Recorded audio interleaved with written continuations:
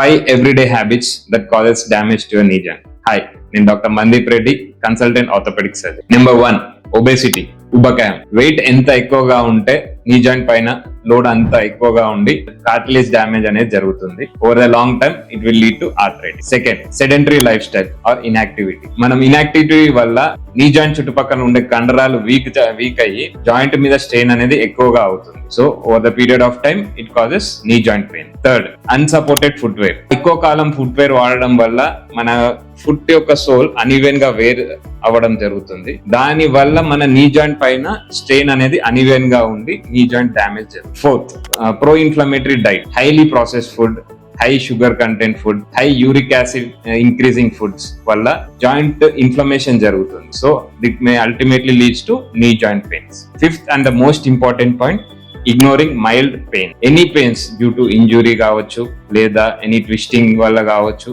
లేదు any pains మనకు వచ్చినప్పుడు దాన్ని ఇగ్నోర్ చేయడం వల్ల అది over the period of time పెరిగి సివియర్ అవుతుంది. So your knees are the most important thing. They carry you everywhere.